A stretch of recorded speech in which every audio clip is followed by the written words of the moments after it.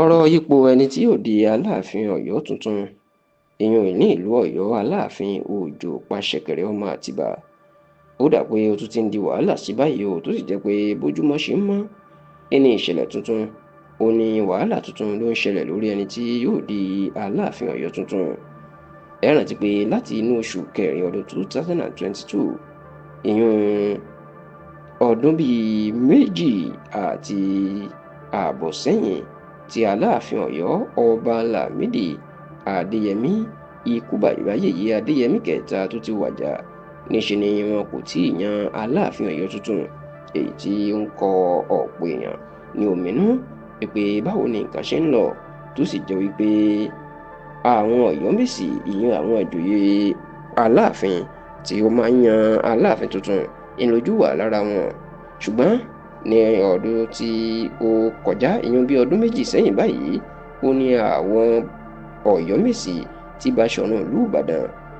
tí Báṣọ̀run ìlú Ọ̀yọ́ olóyè Yusuf Akínadé tó ṣíwájú wọn ni wọ́n fi orúkọ ọmọọba Gbádégẹṣin Lukman ránṣẹ́ sí gómìnà Ṣèyí Mákindé ti ìpínlẹ̀ Ọ̀yọ́ pé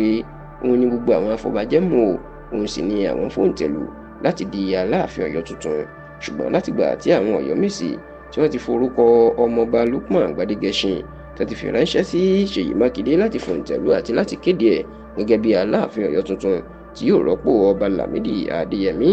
níṣe ni gómìnà Ṣèyí Mákindé kò ṣe nǹkan kan lórí ẹ̀ tó sì jẹ́ pé lọ́sẹ̀ tó kọjá ni gómìnà ló tún sọ̀rọ̀ lórí ọ̀rọ̀ oyè aláàfin tó sì ń fẹ̀sùn kàn àwọn ọ̀yọ́mèsì pé àwọn ni ò tí ì ṣiṣẹ́ wọn bí iṣẹ́, àwọn ni ò tí ì fún òun ní orúkọ, ó ní bó bá ti ṣiṣẹ́ wọn bí iṣẹ́ òun yóò kéde aláàfin Ọ̀yọ́ tuntun, òun yóò sì fòǹtẹ̀lù. Ṣá o, ọ̀rọ̀ yìí ó mà ní àwọn ọ̀yọ́mèsì náà ń fèsì sí nínú lẹ́tà tí agbẹjọ́rò wọn agbẹjọ́rò àwọn ọ̀yọ́mèsì náà èyí tó jẹ́ amòfin àgbà Adékúnlé Ṣọbalójú Senior Advocate of Nigeria SAN tó fi síta iná ti jẹ́ kó dì í mọ̀ pé ọwọ́ àwọn kọ́ ni ìdádúró yíyan aláàfin tuntun wà o, wọn lọ́wọ́ gómìnà fún rẹ̀ nítorí pé àwọn ti fi orúkọ ọmọọba Lukman Gbádégẹṣin ránṣẹ́ sí gẹ́gẹ́ bí aláàfin tuntun ṣùgbọ́n tó kọ̀ láti fòǹtẹ̀lù. Amòfin Adékúnlé Ṣọbalójú jẹ́ kó dì í mọ̀ pé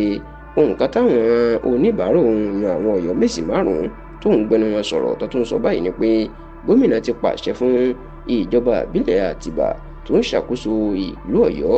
láti bẹ̀rẹ̀ ìgbésẹ̀ tuntun láti yan aláàfin tuntun. Wọ́n lè tako òfin nítorí pé wọ́n ti parí ìgbésẹ̀ náà, wọ́n ti yan ọmọọba Lukman Gbádégẹṣin, kódà wọ́n lọ́rọ̀ tún ti wà ní ọjọ́. Ṣùgbọ́n tó ní gómìnà ó fẹ́ máa tẹ òfin lójúmọ́lẹ̀ nípa bó ṣe ní ká tó ṣẹ̀ṣẹ̀ bẹ̀rẹ̀ ìgbésẹ̀ láti yan aláàfin Ọ̀yọ́ tuntun. Àwọn olóyè ìyẹn ọ̀yọ́mèsì márùn-ún tí amòfin Adékúnlé Ṣọbalójú tó kọ lẹ́tà nítorí wọn ránṣẹ́ sí gómìnà Ṣèyí Mákindé ní olóyè Yusuf Akínadé tó jẹ́ Báṣọ̀run ìlú Ọ̀yọ́, olóyè Wákìl Akíndélé tó jẹ́ Lágúnà àti ìlú Ọ̀yọ́, olóyè Hamzat Yusuf tó jẹ́ Akíníkù ìlú Ọ̀yọ́, olóyè Wahab Oyètúnjí tó jẹ́ ẹni tó ń dúró fún aṣípa ìlú Ọ̀yọ́ tó ń rọ́pò ẹ̀, àti olóyè Gbádébọ̀ Muftau tó jẹ́ ẹni tó ń rọ́pò Alápẹ̀nẹ̀ ìlú Ọ̀yọ́. Wọ́n jẹ́ kó dì í mọ̀ o pé gómìnà òun ni ó ń dá ìlú Ọ̀yọ́ dúró láti ní aláàfin tuntun, àti pé báwọn tó ṣe wá gbọ́ pé ó ti pàṣẹ pé kí wọ́n bẹ̀rẹ̀ ìgbésẹ̀ tuntun láti yan aláàfin, wọ́n ní bí ẹni tó ń tẹ òfin lójúmọ́lẹ̀ àtẹni tó ń yẹ ìyá àwọn ni, nítorí pé àwọn ti parí iṣẹ́ lórí ẹni tí ò di aláàfin, àwọn sì ti fi orúkọ ẹ̀ ránṣẹ́ sí gómìnà. Ṣùgbọ́n tí gómìnà tó ń tẹ òfin lójúmọ́lẹ̀ tí kò dá wọn lóhùn, tó sì jẹ́ pé lẹ́yìn táwọn tó gbé ọ̀rọ̀ lọ ilé ẹjọ́ ìpè kó má ṣe jẹ́ kó yan ẹnikẹ́ni yàtọ̀ sí Lukman Gbádégẹṣin táwọn ti yàn, níṣe ni gómìnà ló tẹ òfin lójúmọ́lẹ̀ tó sì ti lọ bẹ̀rẹ̀ ìgbésẹ̀ tuntun láti bẹ̀rẹ̀ yíyan aláàfin Ọ̀yọ́ tuntun.